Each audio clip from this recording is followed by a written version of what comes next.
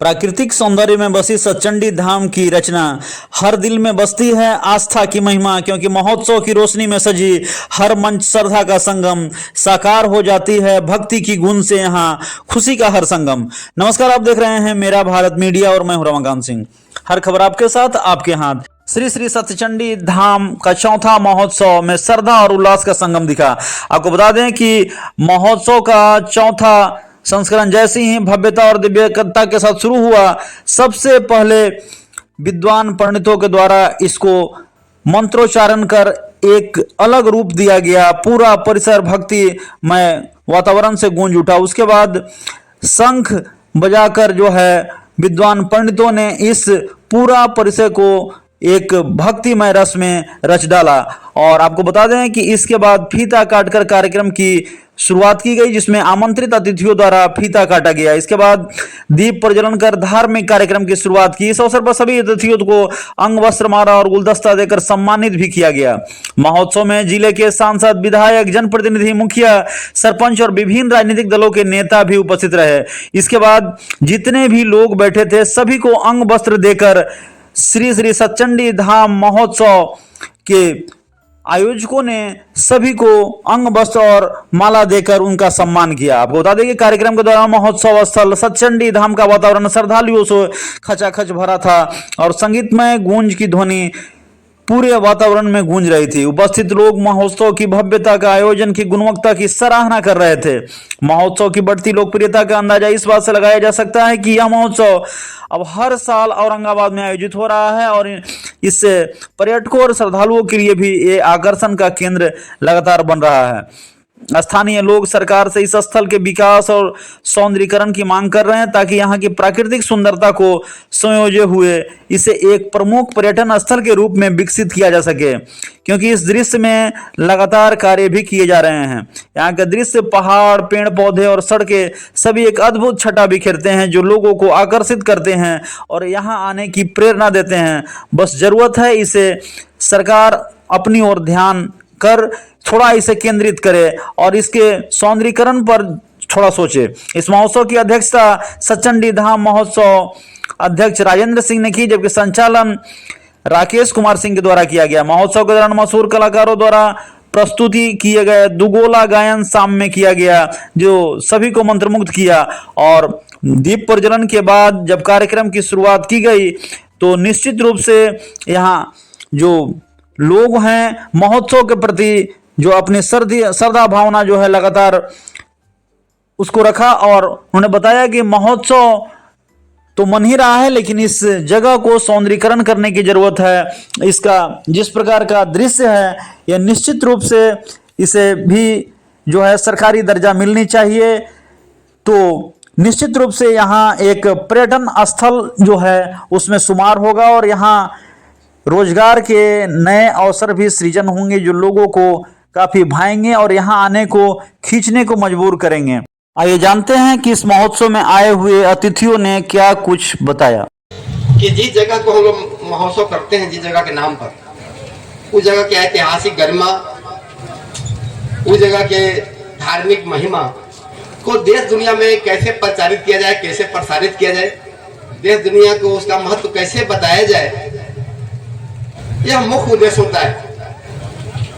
साथ में और उद्देश्य यह होते हैं कि स्थानीय स्तर पर अगर सभ्यता और संस्कृति मेरा कुछ अच्छा है तो उसके बारे में देश दुनिया को कैसे बचाया जाए। स्थानीय उत्पाद अगर अच्छा हो, कोई अच्छी चीज उत्पादन कर रहे हैं हम अपने जिले में, तो उससे देश दुनिया को कैसे बताया जाए, जानकारी दिया जाए। स्थानीय अपने के यहाँ कलाकार हैं, उनको मंच प्रदान करके उनको प्रतिभा को कैसे बढ़ाया जाए। अपने छात्र छात्राएं हैं अपने जिले में, उनको मंच दे करके उनको अवसर दिया जाए, वो भी अपने प्रतिभा को लोगों के सामने दिखा सके। ये महोत्सव का छोटे मोटे उद्देश्य हैं और इसी उद्देश्य को लेकर के 1992 में देव महोत्सव शुरू किया गया था। अब आज तो करके अभी 21 महोत्सव जिले में हो रहे हैं, लेकिन जिला मुख्यालय से सबसे नजदीक की जगह है यह सत्यचंडी। जिला मुख्यालय से मात्र 5 किलोमीटर की दूरी पर है यह जगह सत्यचंडी स्थल। जिला प्रशासन या अपने जनप्रतिनिधि किसी को अगर अपने लोगों को घुमाने लाना है, दिखाने लाना है, तो जिला मुख्यालय से सबसे नजदीक का जगह है, नदी किनारे है, माँ का मंदिर है, पहाड़ है। इसे स्थल की सुंदरता इस बताने के लिए और इसे और क्या जगह हो सकता है। सिर्फ इसको सजाने और संवारने की जरूरत है, इसी में लगने की जरूरत है। और इसी उद्देश्य से महोत्सव की शुरुआत 2021 में यहाँ के नौजवानों को साथ लेकर के किया गया था। आज चौथा महोत्सव हो रहा है, लेकिन हमको लगता है कि जो उद्देश्य के लिए हम लोग शुरू किया था उसकी बहुत अभी पूर्ति नहीं हो पाई। हम लोगों ने हर महोत्सव में मांग करते हैं यह महोत्सव को पर्यटन से जोड़ा जाए। यहाँ का जो पहाड़ है उस पर रोपवे का निर्माण कराया जाए। यहाँ नदी में बांध करके पानी यहाँ रोक करके उसमें नौकायन वगैरह की व्यवस्था कराया जाए। और यह जो महोत्सव हम लोग कर रहे हैं वह महोत्सव सरकारीकरण हो जाए, हर साल मांग करते हैं। तो हमको लगता है कि चारों पांचों मांगों में से कोई मांग अभी तक पूरा नहीं हुआ है, एक भी मांग पूरा नहीं हुआ। तो हम समझते हैं कि इस पर और मजबूती से ध्यान देने की जरूरत है, मजबूती से इसके लिए लगने की जरूरत है और इसको सरकारीकरण कराने की जरूरत है। जिला प्रशासन को भी इस पर ध्यान देने की जरूरत है। जिला प्रशासन में बराबर लोग बाहर से आते रहते हैं, उनको भी जरूरत पड़ती है। कोई आते हैं कि भाई दिखाइए नजदीक का, तो सबसे नजदीक का जगह यह हो सकता है। इसलिए जिला प्रशासन को भी, जनप्रतिनिधियों को भी इसको प्राथमिकता सूची में लाना चाहिए था। सारा चीज हो गया है, यहाँ से जिला प्रशासन ने अनुशंसा कर दिया है और फाइल सचिव तक पहुंचा हुआ है। सचिव तक पहुंचा था तो हमने एक बार डाल दिया इसको कि भाई सचंडी महोत्सव को भी मिला सरकारी मान्यता, लेकिन सचिव तक पहुंचा और दूसरे दिन उस सचिव की बदली हो गई, नए सचिव आ गए।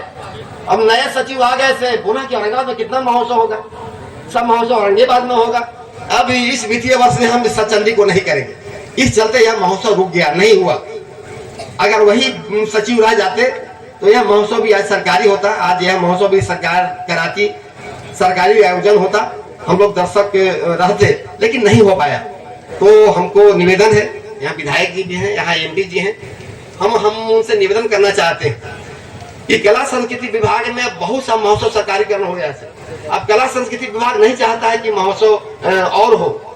अब हम लोग पास अवसर मिलता है पर्यटन विभाग में यहाँ से अनुशंसा नहीं के बराबर गया है।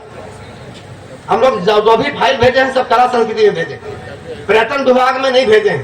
पर्यटन विभाग में जमघोर प्रतिभाग भेजवाए, तुरंत हो गया। अब हमें 10 लाख रुपया मिल गया।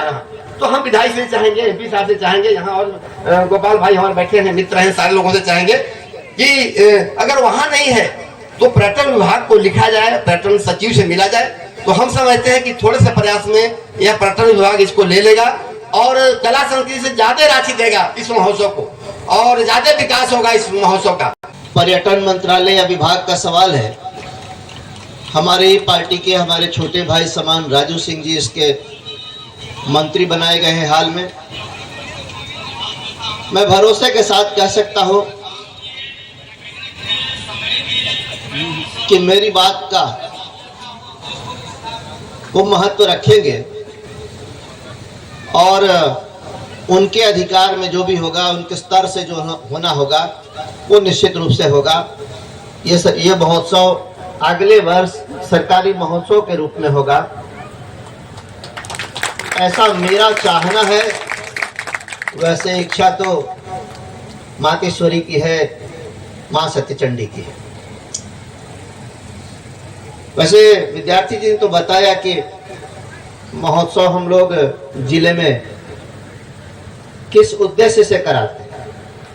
उद्देश्य तो निश्चित रूप से अच्छा है कि उस स्थान के महत्व को दुनिया जाने, लोगों को पता हो कि बिहार के औरंगाबाद जिले के मुख्यालय से निकट एक शक्तिपीठ है। लोग यहाँ आए, दर्शन करें, पूजा करें, महत्व को समझें। साथ साथ ये प्राकृतिक रूप से भी बड़ा धानी स्थान है। नदी का किनारा है, पहाड़ है, और जो एक होना चाहिए प्राकृतिक सौंदर्य अभी है, इसे और बढ़ाया जा सकता है। जब सरकार की मदद होगी, सरकार का सहयोग होने लगेगा, तो निश्चित रूप से इस स्थल को एक प्राकृतिक सौंदर्य स्थल के रूप में विकसित किया जा सकता है। अभी तो मैं नहीं हूं, लेकिन आप लोगों के आशीर्वाद से इस इलाके का 4-4 बार प्रतिनिधित्व किया है मैंने। तो बोलने से केवल नहीं हो जाता, कोई प्रश्न कर सकता है, कोई सवाल खड़ा कर सकता है कि बड़ा भाषण दे रहे हैं, लेकिन जब आप थे तो आपने क्या किया, कोई हमसे पूछ सकता। मैं आप लोगों की जानकारी के लिए बताऊं, जिनको पता नहीं होगा उनके लिए कहना चाहूंगा कि यहां से एक प्रस्ताव आया या मांग आई, यहाँ के नौजवान मेरे पास आए और कहा यहाँ पानी का बड़ा दिक्कत है। हमने कहा क्या करना होगा, तो बोरिंग करा दीजिए, टंकी बनवा दीजिए। हमने तुरंत अपनी अनुशंसा दी, वो काम होकर तैयार हो गया। कब का, बीच में छठ में जब मैं आया था तो मुझे पता चला कि उसमें थोड़ी बहुत तकनीकी खराबी आई है, जिसके चलते बंद है। तो हमने कहा था कि ये या तो आपसी सहयोग से या पीएचडी डिपार्टमेंट के माध्यम से इसको ठीक करा लिया जाना चाहिए, ताकि जो एसेट यहाँ निर्माण हुआ है एमपी लैंड के माध्यम से, वो जनहित में और जनता की सुविधाओं के लिए कारगर रहे, वो चलता रहे। कि जितना खतरा 700 और 200 900 वर्षों तक नहीं था, सारा कर्म कुकर्म करके वो हिंदुत्व को, सनातन को वो नस्तनाबूद नहीं कर सके, समाप्त नहीं कर सके, खत्म नहीं कर सके, उससे कहीं ज्यादा खतरा अभी है। उसका कारण क्या है, क्यों ऐसा महसूस करते हैं आप लोग? तो कहेंगे कि ऐसा नहीं है से कि आखिर वो कौन सा कारण है जिससे हिंदुत्व कमजोर हो रहा है, जिससे हमारा सनातन कमजोर हो रहा है? एक कारण है केवल, वो है जात। हिंदू जात में बटा हुआ है, बाकी लोग अपने धर्म को सर्वोपरि समझते हैं, सबसे महान समझते हैं, लेकिन हम लोग अपनी जाति को सबसे महान समझते हैं, सर्वोपरि समझते हैं। पता है जो सामर्थ्य है वो लगाए इस पवित्र स्थल के विकास के लिए, शक्तिपीठ के लिए।